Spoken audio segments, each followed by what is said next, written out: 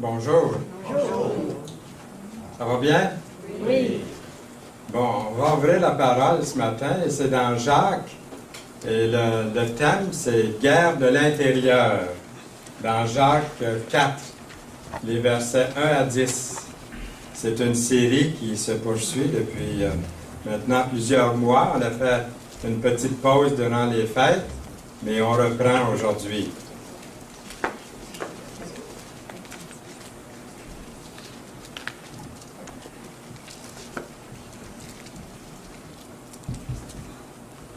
Comme sous-titre, ça pourrait être « Comment surmonter les luttes intérieures ».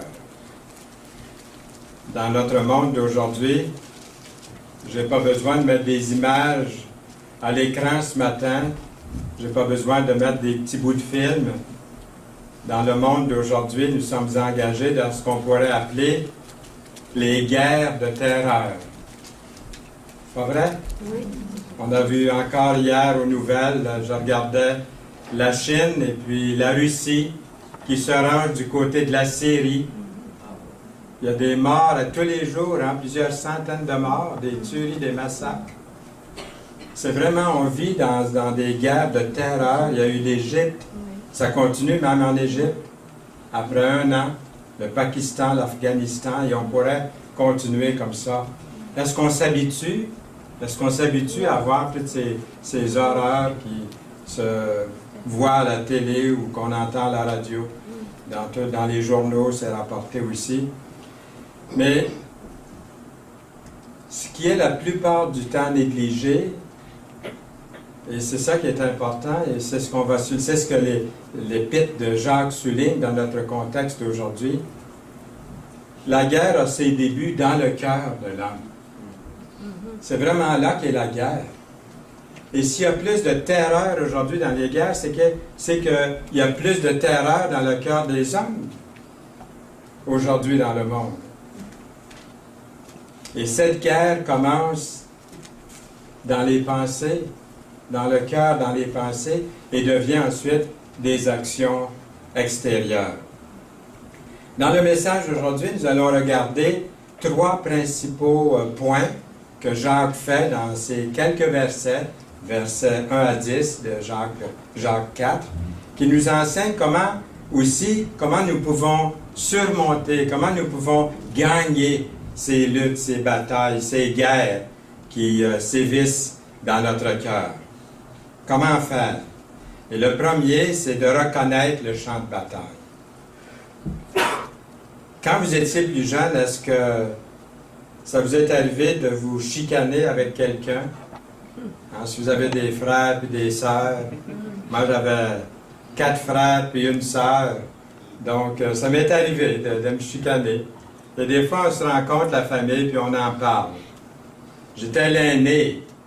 Et puis, des fois, l'aîné, il ambitionne un petit peu sur les plus jeunes. Il est plus fort, il est plus vieux. Et puis, il faut qu'il montre l'exemple. Donc, il se fait un petit peu ramoner par les parents. Parce qu'il est l'aîné. Il faut qu'il montre l'exemple. Combien sont des aînés de famille ici? Alors, vous me comprenez, hein? Vous me comprenez ce matin. Mais ça ne veut pas dire que les autres ne se sont pas chicanés, là, hein? Des fois, les autres ont mis la chicane aussi. Est-ce que vous vous en souvenez de ces moments-là? Ah oui. Ça commence jeune. Les luttes, les guerres, les chicanes. Ça commence très jeune. Quelle est la racine des chicanes? Quelles sont les 2 raisons principales pour lesquelles nous n'obtenons pas ce que nous demandons au Seigneur? Et que veut dire Jacques par adultère que vous êtes? C'est fort comme accusation au verset 4 de ce chapitre. Que veut dire aussi l'amour du monde dans le même verset, le verset 4? Et puis qu'est-ce que c'est que ça veut dire? Qu'est-ce que le monde? Dans les versets que nous allons lire, Jacques nous donne des instructions claires, précises, comment vaincre cette guerre. Alors, je vous dis que c'est bien plus facile à dire qu'à faire, mais on va le regarder ensemble et puis demandez au Seigneur son aide et la sagesse d'avancer. Qu'est-ce qui ressort le plus dans votre esprit dans les versets que nous allons lire, dans les versets suivants? Qu'est-ce qui vous surprend le plus dans ce que nous allons lire? Et qu'est-ce qui vous donne le plus d'espoir? Dans Jacques, chapitre 4, verset 1, nous commençons à lire.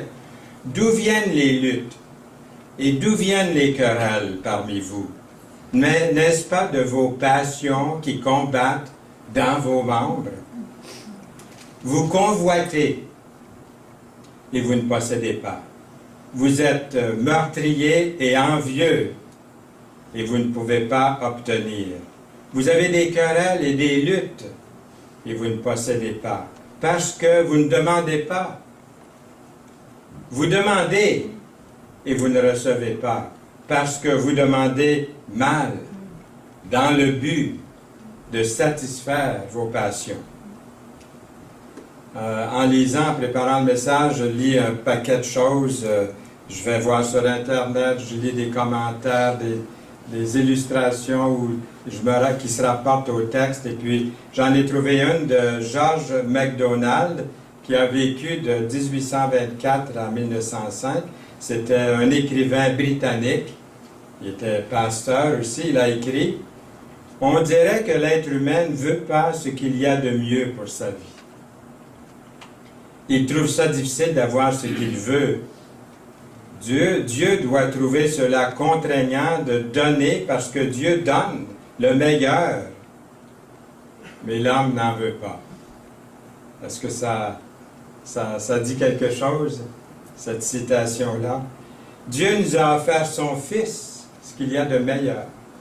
Pour ça, ce matin, nous sommes tellement reconnaissants, nous, qui sommes réunis en son nom. Nous l'avons loué au cours de cette première rencontre. Nous avons vu que son sang a été versé pour le monde entier, pour les nations du monde entier, tous les peuples. Mais il y en a une petite poignée seulement, si on compare à ce monde, à cette population mondiale de tous les siècles. Une poignée seulement l'ont reçu, l'ont reconnu. On peut comprendre le Seigneur qui dit qu'il est le chemin, la vérité et la vie. Le chemin est étroit et il y en a peu qui le trouvent. Et grâce à Dieu, si vous avez accepté Jésus comme votre Sauveur, comme votre Seigneur, et que vous voulez marcher dans ses traces, voyez le grand privilège que nous avons, le grand bonheur de l'avoir connu. Mais revenons aux luttes. D'où viennent les luttes? Jacques pose la question dans le verset 1. Reconnaître, premièrement, qu'il y a des luttes qui pourraient provenir de quoi? Souvent, les luttes viennent de désirs, d'après le contexte que nous avons ici ce matin, viennent de désirs égoïstes, égocentriques, qui font la guerre dans notre cœur. Comment Satan s'y prend-il pour affecter notre esprit, notre intelligence? Par l'égoïsme. L'égoïsme fait surface parce que nous voulons obtenir quelque chose que nous ne pouvons pas obtenir, acquérir. Ou nous envions des choses que les autres ont. Des fois, c'est la Lune, hein? On voudrait décrocher la Lune. Ici, c'est la Terre, on voudrait avoir tout. Mais on ne peut pas l'obtenir. Nous ne demandons pas toujours ces choses-là à Dieu. On n'oserait pas. Il y a des choses qu'on ose demander, mais on demande mal. Lorsque nous lui demandons de la mauvaise manière, avec des motifs mauvais, toujours d'après le contexte que nous avons devant nous ici ce matin. Se pourrait-il que la plupart de nos luttes spirituelles proviennent de nos désirs égocentriques, égoïstes, afin d'obtenir ce que nous ne possédons pas, parce que nous ne sommes pas satisfaits avec ce qu'on a déjà? Lorsque vous n'obtenez pas ce que vous voulez vraiment, comment est-ce que vous vous sentez? Quand je désire quelque chose que je ne peux pas avoir, que je désire tellement, comment est-ce que je me sens? Quand on est déménagé à Montmagny en 1962, pour établir une église là-bas. On était près du fleuve. Et nous avions une vue magnifique sur le fleuve Saint-Laurent. Vous connaissez Montmagny, vous êtes passé par là. Hein, c'est les espaces, c'est la grandeur. Quand vous montez dans l'auto pour aller à quelque part, là, c'est des kilomètres, hein, beaucoup de kilomètres. Mais c'est tellement beau. Et l'air est pur, l'air est clair. Je ne sais pas, il y avait quelque chose là, qu'on aimait beaucoup. Nous sommes natifs de Trois-Rivières, mon épouse et moi. On était près du fleuve à Trois-Rivières, mais dans une ville. Et même si on allait souvent auprès du fleuve pour le voir. Puis, mais là, on avait une belle vue. Puis un jour, après 3 ans, les réunions se faisaient... autrefois, il y avait une église, il y avait un collège pour garçons. Vous voyez, dans le carré, là, c'est là, nous, qu'on habitait. Mais quand on était là à Montmagny, voyez-vous, il n'y avait plus l'église là, qui n'était plus là. Mais il y avait toujours cette maison-là. On avait enlevé le clocher. Et puis, nous, on a fait des réunions. Les réunions ont commencé pendant 3 ans. On avait une grande cuisine de 18 pieds par 22. Alors, on faisait les réunions dans une vieille maison, une ancienne école. Alors, mais ça allait bien pendant les 3 ans, mais au bout de 3 ans, il fallait avoir une chapelle, une église. C'était devenu même trop petit. Et puis, on a commencé à chercher un terrain, puis aussi pour la maison. Parce que là où on habitait, on était au vent. On était à l'abri du pont de Québec, comme les gens disent de Montmagny, qui veut dire que c'est très froid l'hiver. Moi, j'étais habillé avec mon manteau l'hiver. Les enfants habillés, on les lavait, puis on les mettait tout de suite dans leur skidoo, dans la maison, dans leur ski suit, je veux dire, dans leurs vêtements d'hiver. Et puis, personne n'avait attrapé le rhume pendant les 3 ans. Le Seigneur nous a gardés. C'est quand on a été rendu dans notre nouvelle maison qu'on a eu la grippe, puis le rhume, puis toutes ces choses-là.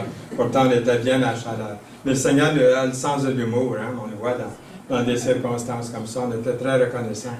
Mais ce qui est arrivé, c'est qu'on a prié. Ce que je veux amener ici comme illustration, c'est que des fois, on désire quelque chose, puis ce n'est pas la volonté de Dieu. Là, quand on a commencé à chercher un terrain, c'est une longue histoire, mais je la fais courte. On se promenait autour de Montmagny. Puis là, on avait trouvé une place, quand on part de Montmagny, puis qu'on va vers Saint-Paul, ou vers le sud. Ça monte très, très à pic pour ceux qui connaissent la région, là. Et puis là, juste en haut, il y a une espèce de belle petite courbe, là. Puis là, il y avait une vue absolument magnifique. C'était isolé, c'était un peu comme en campagne. Puis on voyait encore le fleuve, puis on voyait toute la ville de Montmagny. Puis là, on a commencé à prier pour ça. Seigneur, donne-nous ce terrain-là, puis c'était presque obligatoire qu'il nous le donne. On se mettait à genoux, là, tous les 5. On faisait dans ce temps-là tous les 5 dans le grand fauteuil, dans le salon. On était tous les 5 à genoux. Puis on implorait Dieu de nous donner un terrain pour qu'on puisse construire une maison, puis dans la même année, une chapelle. J'avais partagé ça avec notre frère Jean-Paul Bernet une fois en route. J'avais dit, on prie pour 2 choses cette année, Jean-Paul. J'ai dit même 3. On prie pour une maison, une chapelle, puis une auto. Je pense qu'on a fait une base dans la route quand j'ai dit ça, parce qu'il s'est tourné. Tout ce qu'il dit, ouais, vous avez besoin d'avoir la foi. Et je vous garantis que il semble bien qu'au début, j'aimerais avoir la foi qu'on avait dans ce temps-là. On l'a encore, mais je veux dire, c'était tellement naïf. Puis la foi, des fois, c'est comme ça, hein? De mettre tellement sa confiance en Dieu. Mais dans l'année a fini, on avait une maison, on avait une chapelle, puis on avait une nouvelle voiture. Dans la même année. Alors, c'était vraiment miraculeux. Le Seigneur a fait des choses formidables. Et puis, mais ce n'était pas la volonté du Seigneur qu'on aille dans la montagne. Un jour, je fais un voyage en Ontario, puis je parlais avec un missionnaire. Je demeurais chez lui pendant que j'étais là. Il avait été missionnaire. Il dit, Fernand, va-t'en pas, il dit. Et lui, il ne connaissait pas la région, il n'était jamais venu. Il dit, va-t'en pas en dehors de la ville de Montmagny. Il dit, il faut que les gens te voient marcher. Il faut que les gens te voient à bicyclette. il faut que les voisins te voient vivre avec votre famille. Va pas t'isoler en campagne, à quelque part dans un coin. Il faut que les gens te voient. C'est ça l'évangélisation. Là, on a commencé à prier quand même, mais Seigneur, donne-nous ce qu'il y a de mieux dans ta volonté. Et puis finalement, on était dans un quartier où tout le monde vivait, un nouveau quartier. Ça, c'était notre maison. Et puis, vous avez Yolande ici, avec les 3 enfants, en train de glisser. On était proche de l'école. Et puis, on n'était pas tellement loin de l'Assemblée non plus. Le Seigneur a béni. Et puis, la chapelle, à la sortie un dimanche, on a pris une photo ici de l'Assemblée de Montmagny à l'époque. Donc, le Seigneur a béni. Et puis, heureusement, même quand on a insisté, qu'il ne nous a pas donné tout de suite ce qu'on voulait, mais il voyait notre sincérité. Et puis, il faut écouter des fois les autres. En écoutant ce missionnaire qui avait beaucoup d'expérience, on a vu qu'il fallait être là où les gens étaient. En tout cas, pour nous, c'était comme ça. Pour un autre, ça pourrait être d'autres choses. Mais pour nous, c'était clair qu'il fallait que ce soit de cette façon-là. Au fond, quelle est la différence entre un besoin et ou un désir? Est-ce que c'est là que ça se situe, au fond? Entre le besoin ou le désir. Je peux avoir des désirs, mais quel est le besoin? La plupart du temps, nos prières tournent-elles autour de nos besoins ou plus souvent autour de nos désirs? J'entends presque votre réponse, parce que je connais mon cœur. As-tu des bezirs ou des... Pardon? Des bezirs? Des bezirs. Des bezirs. Alors, on peut essayer de jouer sur les deux plans. Finalement, la lutte se livre dans notre intelligence, dans notre esprit. Il y a le dicton qu'on connaît bien, nous devenons ce à quoi nous pensons. Plus on y pense, plus on le veut. Romains 12:2 nous dit que nous pouvons être transformés par le renouvellement de notre intelligence. Soyez transformés par le renouvellement de l'intelligence afin que vous discerniez. Très important ce verbe-là. Discerniez. Quelle est la volonté de Dieu? Ce qui est bon, agréable et parfait. 2 Corinthiens 10:5 nous dit que nous avons besoin d'amener toute pensée captive à l'obéissance de Christ. Je suis rendu un peu plus loin. Et comment renouveler notre intelligence? Parce que qu'est-ce que ça prend pour renouveler notre intelligence? Comment rendre toute pensée captive? Est-ce que je laisse mon cerveau ouvert à toutes sortes d'influences qui pourraient être néfastes? Alors, sur le champ de bataille, tenir ferme. Et là, c'est fort le verset. Adultère que vous êtes, écrit Jacques, ne savez-vous pas que l'amour du monde est inimitié contre Dieu?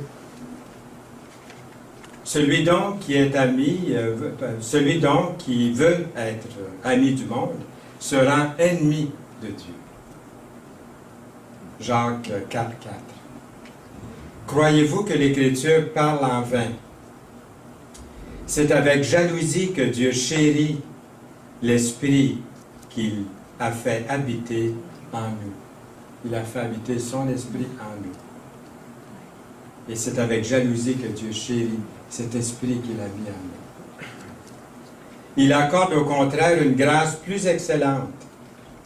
C'est pourquoi l'Écriture dit « Dieu résiste aux orgueilleux, mais il fait grâce aux humbles. » Mais où tracer la ligne, là? L'offensive va jusqu'à où? Je pense que... Jusqu'où? Je pense que ici Jacques trace la ligne. Il dit « L'amour du monde est inimitié contre Dieu. » Alors, moi, je vois que Jacques n'y va pas de main morte. Il va plus fort que moi je serais allé, là. Jacques. Il veut nous faire saisir quelque chose. Il va pas mal fort, mais est-ce que vous ne le pensez pas? Mais il y a une raison. Et j'aimerais illustrer de cette façon-ci. Supposons que dans une certaine ville vit un homme et sa femme qui vivent en paix, et puis ils s'aiment beaucoup tous les deux. Il n'y a pas de problème entre eux. Et de l'autre côté de la rue vit un homme qui a développé de la haine pour le mari, pour ce couple-là, pour l'homme. Et durant la nuit, il entre dans leur maison et tue le mari. Il se fait arrêter. Et bien qu'il est arrêté, une faille dans la loi lui permet d'échapper au châtiment. Et il est libéré pour retourner dans sa communauté. Maintenant, imaginez que quelques semaines plus tard, vous apercevez la veuve et l'assassin de son mari marchant dans la rue ensemble, se tenant par la main. Elle le regarde avec un sourire langoureux et lui dit « Je suis tellement heureuse. » Qu'est-ce que vous penseriez d'une telle personne? Sûrement que vous la trouveriez, pour dire le moins, déloyale, indigne d'avoir porté le nom de son mari. Autrefois, on portait le nom du mari. Et dans certains endroits, on a gardé cette bonne habitude-là. Et mon épouse l'a gardée. Elle donne toujours son nom comme ça. Mais voyez-vous, qu'est-ce qu'on aurait pensé? Nous ne devons jamais oublier que le monde impie, du temps du Seigneur, haïssait Jésus, sans cause. Haïssait Jésus assez pour le tuer. Celui qui marche main dans la main avec un système dirigé par les ennemis de notre Seigneur Jésus-Christ et devient ami avec eux et déloyal envers Jésus-Christ. Seuls ceux et celles qui se tiennent loin des souillures du monde, d'après Jacques 1,27, peuvent porter avec fierté le nom de chrétien, d'enfant de Dieu. La Bible nous prie d'éviter toute mauvaise alliance avec le monde. De quelle façon pourrait-on être tenté d'être ami du monde? Alors, j'ai fait une petite liste ici. Qu'est-ce que je regarde? Ou qu'est-ce que je lis? On a toujours des choix à faire. Puis on en a plus que jamais, je pense, maintenant. Quand j'ouvre la télé, qu'est-ce que je vais regarder? Quand je prends un livre, quand je prends un journal, peu importe. J'ai continuellement des choix, de plus en plus, parce qu'il s'offre à nous une multitude de choses. Alors on a des choix à faire, constamment. De quoi sont remplies mes pensées? Ça va encore plus loin. Ça commence là dans mes pensées. On ne peut pas laisser entrer certaines pensées. Les bloquer avant même qu'elles aillent trop loin. Ça commence dans les pensées, dans le cœur. Donc, du moment qu'on sent venir quelque chose, c'est de ne pas tolérer même l'entrée, le pied dans la porte, c'est déjà trop. Quelles sont mes conversations? Est-ce que mes conversations à la table ce midi, avec mes amis ou avec la famille, est-ce que ça va être pour construire ou pour démolir? Quelles sont mes conversations? Je me laisse influencer par qui ou par quoi? Dieu nous appelle, Dieu nous a appelés à une relation étroite avec son Fils, le Seigneur Jésus-Christ. L'image de ce rapport est comparée, ni plus ni moins, qu'au mariage. Une fois que nous sommes mariés à Jésus-Christ par notre salut, par la nouvelle naissance, nous sommes appelés à lui demeurer fidèles et à lui seulement. Par exemple, lorsque nous mentons, nous lui sommes infidèles. C'est comme si nous commettions l'adultère. Je comprends un peu mieux pourquoi Jacques écrit de la façon qu'il l'a fait. La comparaison est là. Quand nous trichons dans un examen devant Dieu, c'est comme si nous commettions l'adultère. Lorsque nous faisons n'importe quoi autre que ce qu'il nous demande de faire, c'est comme c'est comme lui être infidèle de faire n'importe quoi autre que ce qu'il demande de faire. Et puis, Jacques dit être ami du monde, au verset 4 du chapitre 4, voudrait dire que nous avons échangé nos relations. C'est pour ça qu'il est dit de Dieu qu'il est un Dieu jaloux. Nous avons abandonné Dieu, nous avons laissé de côté le Seigneur, et puis nous lisons, il est un Dieu jaloux. L'histoire qu'on a entendue tantôt dans l'illustration.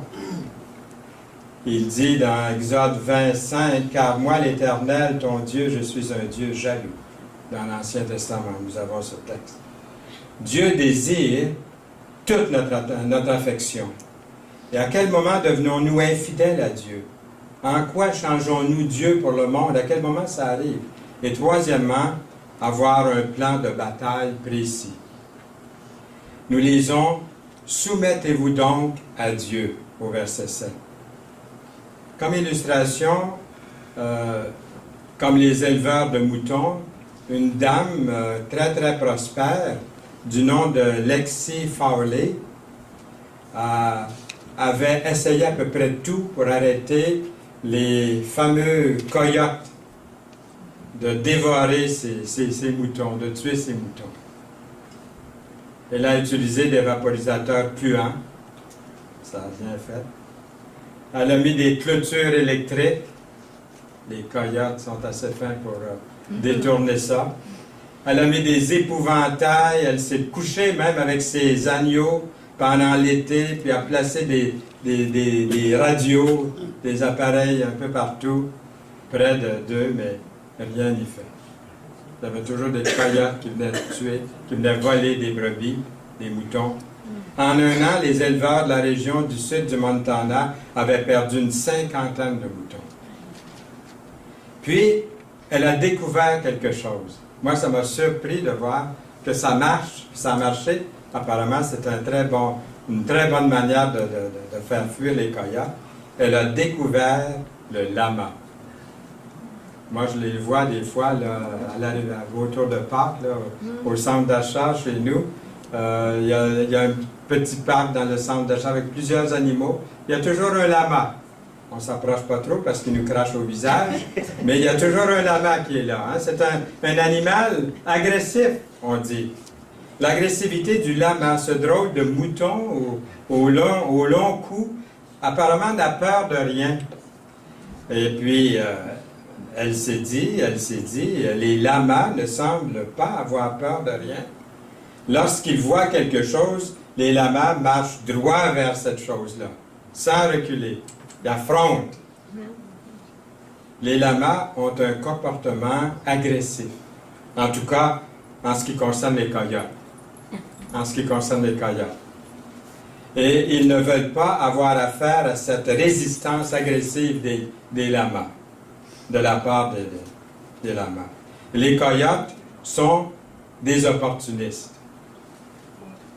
Les lamas leur enlèvent cette occasion de tuer et de voler d'autres moutons. Apparemment, les lamas connaissent ce dont parle Jacques dans son épître. On y arrive.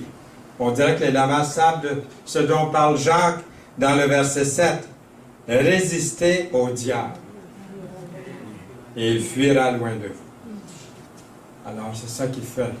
C'est ça qu'ils font, les lamas. Du moment que nous sentons son attaque par le biais de la tentation, c'est à ce moment-là que nous devons résister, y faire face, agir en conséquence. Il est écrit, « Approchez-vous de Dieu, et il s'approchera de vous. Nettoyez vos mains, pécheurs, purifiez vos cœurs en bien résolus. Sentez votre misère, soyez dans le deuil et dans les larmes. Que votre rire se change en deuil, que votre joie en tristesse. Humiliez-vous devant le Seigneur, et il vous élèvera. » Un chrétien né de nouveau n'est pas heureux lorsqu'il cède à la tentation. S'il est heureux, puis s'il est à l'aise, qu'il examine vraiment sa vie. Est-ce qu'il a vraiment le Seigneur dans sa vie? Parce que le chrétien, lorsqu'il pêche, lorsqu'il chute, comme on voit ici, il va pleurer, il va verser des larmes. Son rire va se changer en deuil. Parce que l'Esprit de Dieu nous a sensibilisés. Autrefois, peut-être que ça ne nous a pas dérangés, mais aujourd'hui, ça nous dérange. Parce que c'est au Seigneur qu'on a affaire. C'est lui, c'est contre lui qu'on pêche. Ça, on l'a réalisé parce qu'on a son esprit. Et vous avez vu comment il est jaloux de l'esprit qu'il a placé en vous. Il est jaloux de l'esprit qu'il a placé en moi. Et parce qu'il nous aime. Aucune arme ne va en guerre, ou aucune armée, je devrais dire, aucune armée ne va en guerre sans premièrement avoir un plan. Et malheureusement, nous les chrétiens allons souvent au combat en commençant la journée sans aucun plan de bataille. Nous allons au front chaque jour. Je vais au front chaque jour, rarement bien préparé à toutes ces choses que le monde va nous livrer sans retenue. Ta parole est une lampe à mes pieds et une lumière sur mon sentier. Psaume 119, verset 5. Avez-vous été pris d'assaut dernièrement? Qu'est-ce que le combat vous a appris? Est-ce que le combat vous a appris quelque chose? Avoir un plan de bataille précis. Et j'aimerais suggérer ici 6 éléments qui ne viennent pas de moi, mais qui viennent de l'Épître de Jacques pour nous aider dans notre plan de bataille qui nous sont offerts par Jacques. Premièrement, se soumettre au commandant. Notre plan de bataille commence par connaître le commandant. Connaissez-vous le commandant? Oui. Et comprendre ses ordres, comprendre qui est en contrôle. S'il nous arrive de nous placer nous-mêmes à la place du commandant en chef, alors la défaite est inévitable. Deuxièmement, résister à l'ennemi. Ah oui, je sais, c'est plus facile à dire qu'à faire, mais nous l'avons vu dans ce message ce matin. Résister veut dire vraiment mettre une barrière contre quelque chose, entre vous et la chose. Ou comme la description du dictionnaire, faire un effort contre soi-même pour s'opposer à un sentiment, à une disposition de l'esprit. C'est complètement le contraire de capituler. Quelle est la meilleure façon pour vous de résister à Satan, de résister au diable? Souvenez-vous, est-ce que vous vous souvenez d'un moment où vous avez résisté au diable et puis vous pouvez dire aujourd'hui, il s'est enfui de moi? C'est des bons moments à se souvenir. On lui a résisté, il s'est enfui. Ça nous a mis le sourire, la joie dans le cœur. Mais premièrement, nous nous étions approchés de Dieu. Troisièmement, garder les lignes d'alimentation ouvertes. Nous sommes sur le champ de bataille. Lorsque nous nous approchons de Dieu, il s'approche de nous. Plus nous demeurerons près de lui, plus nous serons nourris spirituellement. Allons souvent auprès de Dieu. Allons continuellement auprès de Dieu. Approchez-vous de Dieu, et il s'approchera de vous, dans le verset 8. Pourquoi Dieu s'attend-il à ce que nous nous approchions de lui en premier? C'est quand même assez intéressant de voir ça. Pourquoi c'est écrit comme ça? Qu'est-ce qui peut créer une distance entre vous et Dieu, entre moi et Dieu?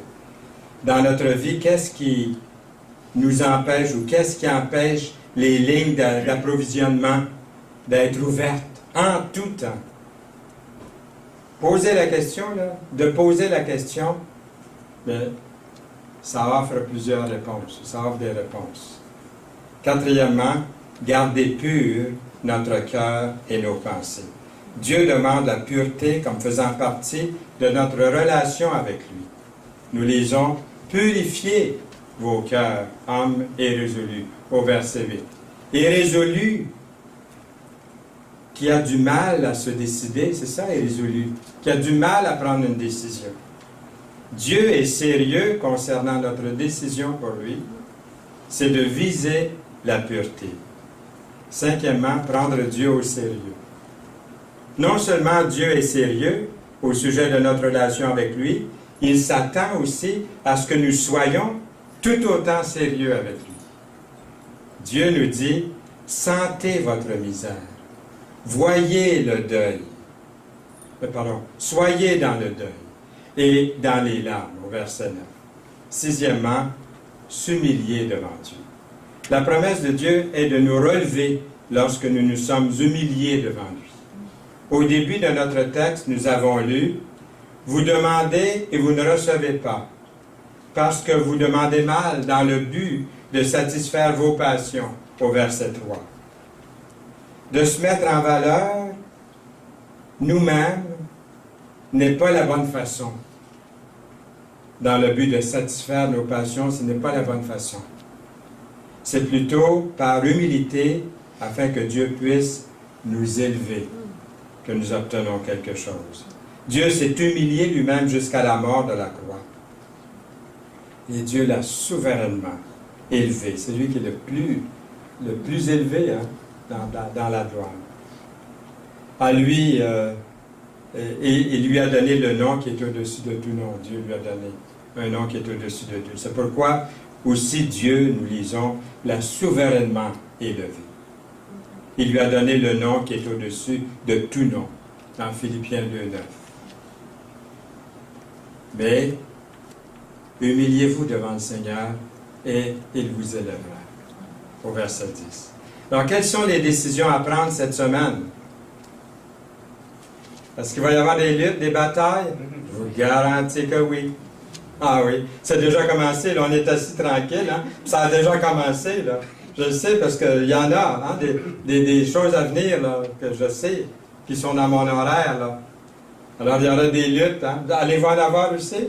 Oui. Pas mal persuadé de ça. Alors, nous avons ici, quelles sont les décisions à prendre cette semaine pour vaincre